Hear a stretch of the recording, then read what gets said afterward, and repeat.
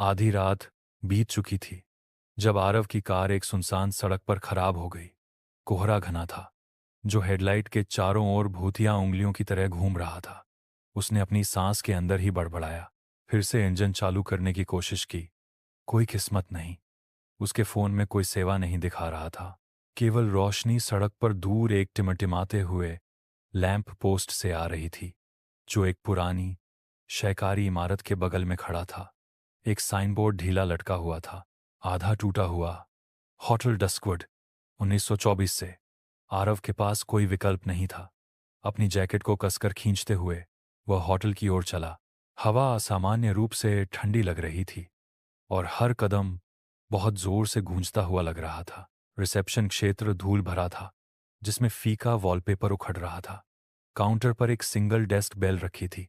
जब आरव ने इसे दबाया तो एक तेज धातु की रिंग ने सन्नाटे को चीर दिया। छाया से एक बूढ़ा आदमी प्रकट हुआ। बहुत चौड़ा मुस्कुरा रहा था। उसकी त्वचा पीली थी, आंखें खोखली थीं। स्वागत है सर, उसने फुसफुसाया। कमरा ढूंढ रहे हैं? मैं मान लूं? हाँ, बस रात के लिए, आरव ने असहज होकर कहा। आदमी ने उसे कमरा 6 अंकित एक पीतल की चाबी दी। आधी रात के बाद मत घूमना, उसने धीरे से चेतावनी दी। और लाइट चालू रखना। इससे पहले कि आरव पूछ पाता, आदमी काउंटर के पीछे अंधेरे में गायब हो गया। कमरे में नमी और पुरानी लकड़ी की गंध आ रही थी। ऊपर एक मंद बल्ब भिने भिना रहा था। आरव चरमराहट वाले बिस्तर पर बैठा, बेचैनी को दूर करने की कोशिश कर रहा था। उसकी निगाह बिस्तर के विपरीत लगी एक बड़ी दर्पण पर पड़ी। ये कोने पर थोड़ा सा चटका हुआ था, लेकिन जो उसे बेचैन कर रहा था वह यह था कि उसका प्रतिबिंब कैसे पीछे छूट गया। थोड़ा धीमा चल रहा था। वह घबरा कर हंसा। मैं बस थक गया हूं। वह लेट गया, बल्ब चालू रखते हुए, बूढ़े आदमी के शब्दों को याद करते हुए। लेकिन जैसे ही घड़ी रात 1:00 से आगे बढ़ी, आरव ने बल्ब को टिमटिमाता हुआ महसूस किया। परछाइयां गहरी हो गईं और फिर उसने इसे सुना, एक हल्की दस्तक। दरवाजे से नहीं, दर्पण के अंदर से। आरव जम गया, घूर रहा था। उसका प्रतिबिंब मुस्कुरा रहा था। वह नहीं था।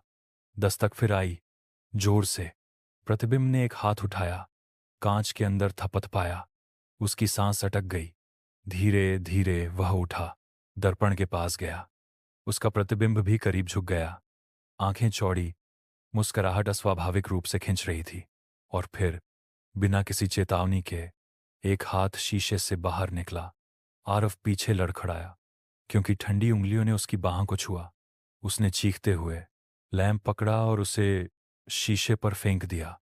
यह एक बहरेपन की दरार के साथ टूट गया। टुकड़े फर्श पर बिखर गए। आरव दरवाजे की ओर भागा। दिल तेजी से धड़क रहा था। गलियारा अंधेरा था, सिवाय दूर के सिरे पर एक हल्की लाल चमक के। वह अंधाधुंध भागा। फर्श के तख्ते उसके नीचे चरमराहट कर रहे थे। पीछे से उसने पैरों की आहट सुनी। अपने ही पैरों की आहट दोहराई गई। वह चीज पीछा कर रही थी। वह लॉबी में पहुंचा, लेकिन बूढ़ा आदमी चला गया था।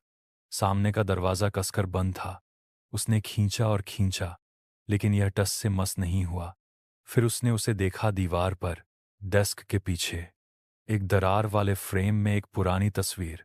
इसने दशकों पहले के होटल के कर्मचारियों को दिखाया। केंद्र में बूढ़ा आदमी था और उसके बगल में आरव था। उसका दिमाग चकरा गया। नहीं, असंभव। कदमों की आवाज करीब आती गई। वह एक और गलियारे में भागा, जो समय में जमे हुए एक भोजन कक्ष में समाप्त हुआ। लंबी मेज धूल भरी प्लेटों से सजी थी। आधे खाए हुए भोजन काले गूदे में सड़ गए थे। जैसे ही वह अंदर गया, कुर्सियां फर्श पर खिसकीं।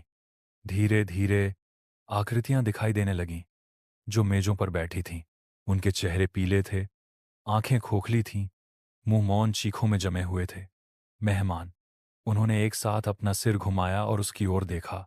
उनमें से एक ने फुसफुसाया, एक आवाज सूखी पत्तियों की तरह, तुम्हें यहां नहीं आना चाहिए था। फिर उन सभी ने दूर के दरवाजे की ओर इशारा किया। कांपते हुए आरव उसकी ओर दौड़ा, धकेलते हुए। दरवाजा उसके पीछे बंद हो गया। उसने खुद को एक और बेडरूम में पाया, लेकिन यह कमरा 6 के समान था। वही बिस्तर, वही दर्पण, वही गंध। नहीं नहीं नहीं, आरव फुसफुसाया, पीछे हटते हुए। दर्पण झिलमिलाया और फिर उसमें उसने कुछ भयानक देखा। खुद को बिस्तर पर सोता हुआ।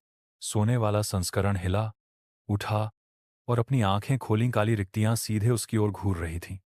आप पहले ही जांच कर चुके हैं, उसने कहा, आवाज धीमी और गूंजती हुई। और आप कभी नहीं जा सकते।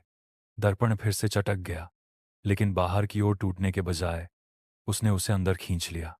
आरव चिल्लाया, फर्श पर पंजे मार रहा था, लेकिन बल को रोका नहीं जा सका। अगली सुबह होटल शांत खड़ा था। काउंटर पर बूढ़ा धीरे धीरे गुनगुना रहा था, पीतल की चाबियों को चमका रहा था। एक यात्री प्रवेश किया। कार खराब हो गई, फोन बंद हो गया।